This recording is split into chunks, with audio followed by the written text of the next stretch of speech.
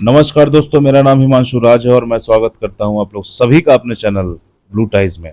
दोस्तों, आज का जो वीडियो है वो भारत और चीन के बीच में जो रिलेशन है उसको संदर्भित है। जैसा कि आप लोग जानते हैं कि ब्रिक्स का सम्मेलन कजान रशिया में हो रहा है और वहां पे विश्व के नेताओं पुतिन, ईरान और बाकी सारे तमाम देशों के जो ब्रिक्स के सदस्य हैं वो मिल रहे हैं। इसी बीच भारत और चाइना के बीच में बाइलेटरल डायलॉग भी हुआ है जो कि 5 वर्षों बाद हुआ है। जैसा कि आप लोग जानते हैं कि 2 दिन पहले ही इंडिया चाइना बॉर्डर एग्रीमेंट भी साइन हुआ है। तो इसलिए यह वीडियो बहुत ही महत्वपूर्ण होने वाला है दोस्तों, इसलिए बने रहिए इस वीडियो में।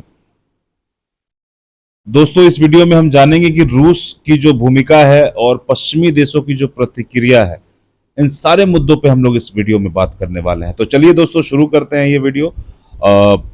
इसमें सबसे पहले हम लोग देखते हैं कि जो ऐतिहासिक सफर रहा है भारत और चीन के संबंधों का। दोस्तों, भारत और चीन के संबंध बहुत ही पुराने हैं। प्राचीन काल में व्यापारिक मार्गों और सांस्कृतिक आदान प्रदान के माध्यम से दोनों देशों के बीच में अच्छे रिश्ते बने।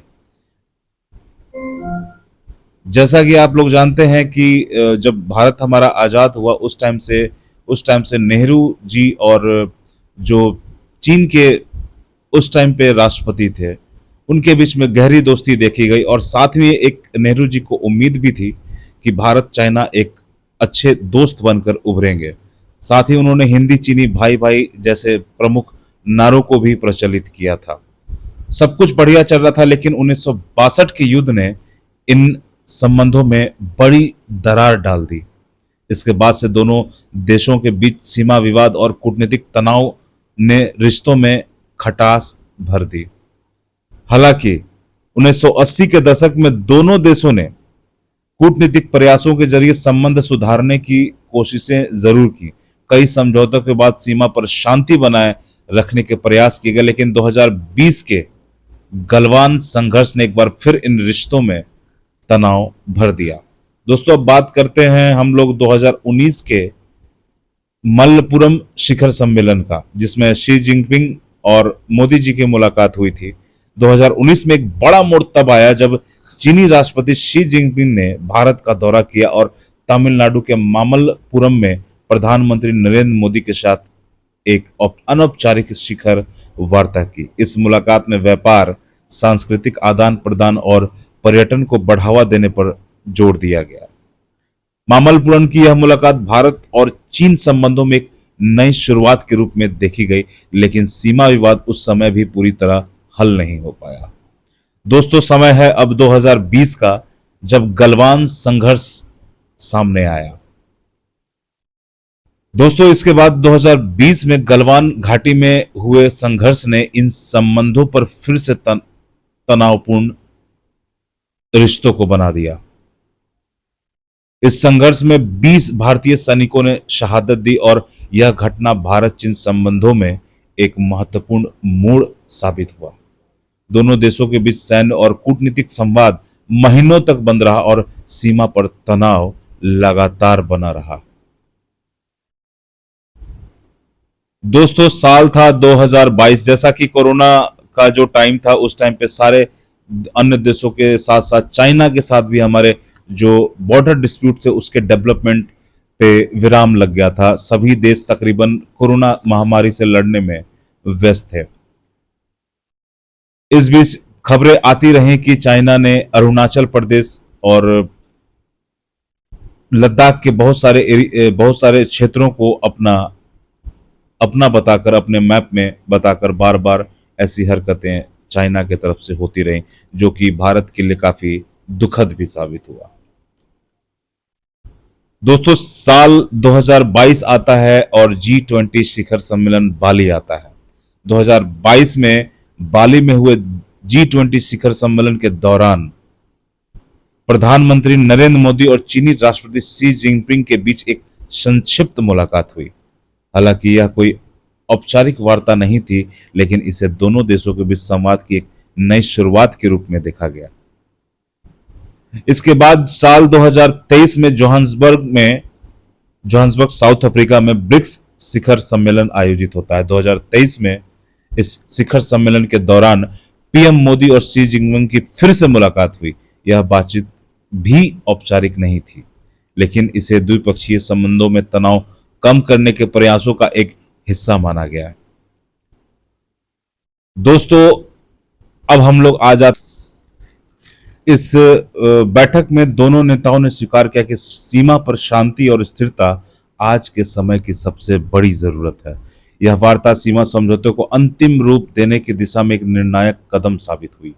दोनों देशों ने यह समझा कि भविष्य में संबंधों को सुधारने के लिए यह समझौता बहुत ही आवश्यक है और इसके बिना कोई भी व्यापारिक या राजनीतिक संबंध सफल नहीं हो सकता। दोस्तों, आज दोनों देशों ने, खासकर भारत ने अपने बयान में ये चीज कहा है कि हमें एक दूसरे की सॉवरेनिटी यानी कि संप्रभुता का पूरी तरीके से ख्याल रखना पड़ेगा और हम लोग एक साथ मिलकर काम करेंगे, बॉर्डर डिस्प्यूट को खत्म करेंगे, व्यापार और समृद्धि को आगे बढ़ाएंगे। दोस्तों, इस बीच आप लोगों को मैं बताना चाहूंगा कि यहां पर जो हमारे एनएसए अजित डोभाल जी हैं, उनका और एस जयशंकर जी की भूमिका बहुत ही महत्वपूर्ण हो जाती है। दोस्तों, इस पूरी प्रक्रिया में भारत के राष्ट्रीय सुरक्षा सलाहकार अजीत डोभाल और विदेश मंत्री एस जयशंकर की भूमिका बेहद ही महत्वपूर्ण रही है। अजीत डोभाल ने पिछले महीने रूस में हुई एनएसए बैठक में चीन और अन्य ब्रिक्स देशों के साथ बातचीत की थी। इस बैठक में सीमा समझौते की दिशा में एक महत्वपूर्ण मोड़ साबित हुआ। विदेश मंत्री एस जयशंकर ने हाल ही में पाकिस्तान में आयोजित एससीओ शिखर सम्मेलन में भी एक बड़ा बयान दिया था, जिसमें उन्होंने स्पष्ट रूप से कहा था कि सीमा पर तनाव और द्विपक्षीय संबंध दोनों एक साथ नहीं चल सकते। उनका यह बयान भारत की कूटनीतिक रणनीति को दर्शाता है और यह भी बताता है कि जब तक सीमा पर शांति नहीं होती है, संबंधों में कोई वास्तविक सुधार संभव नहीं होगा। दोस्तों, इस बीच एक और महत्वपूर्ण पर्सनालिटी ने सेतु का काम किया है, डिप्लोमेटिक ब्रिज का काम किया। मैं बात कर रहा हूं रूस के राष्ट्रपति व्लादिमीर पुतिन की।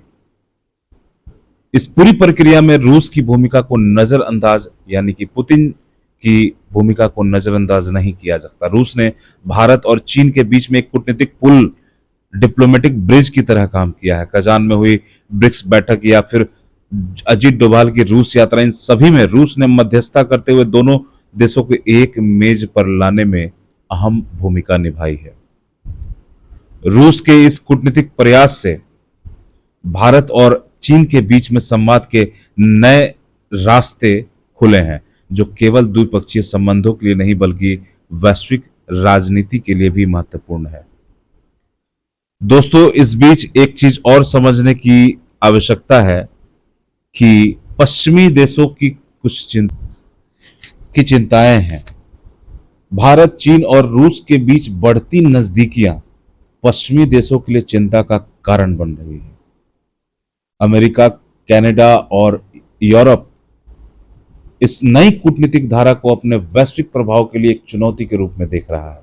हाल ही में कनाडा के साथ भारत के कूटनीतिक संबंधों में आई दरार भी इस बढ़ते तनाव का एक संकेत है। भारत, चीन और रूस का यह त्रिकोण वैश्विक शक्ति संतुलन को एक नया आकार दे रहा है और यह पश्चिमी देशों के लिए नई रणनीतिक चुनौतियां खड़ी कर रहा है। दोस्तों, यह साफ है कि भारत, चीन और रूस के बीच बनते ये नए संबंध वैश्विक राजनीति में बड़े बदलाव की ओर इशारा कर रहे हैं। ब्रिक्स और एससीओ जैसे मंचों पर इन दोनों देशों का एक साथ आना पश्चिमी देशों के प्रभाव को चुनौती दे सकता है। हाल की घटनाओं ने यह दिखाया है कि वैश्विक राजनीति में शक्ति संतुलन लगातार बदल रहा है। जहां एक ओर यूएस अपना शक्ति प्रभाव कभी कम नहीं होने देता, वहीं चीन, रशिया द्विध्रुवीय तौर पर विश्व के पटल पर सामने आ रहे हैं। दोस्तों, आगे देखना बहुत ही रोमांचक होगा कि इस बीच भारत किस तरीके से अपनी भूमिका को, अपने पांव को कैसे वैश्विक पटल पे जमाता है। तो दोस्तों ये था वीडियो हमारा आज का, और उम्मीद करता हूं ये वीडियो बहुत ही आप लोग को पसंद आया होगा, और अगर पसंद आया होगा तो आप इसे लाइक, शेयर और सब्सक्राइब करना बिल्कुल ना भूलें। मिलते हैं हम लोग अगले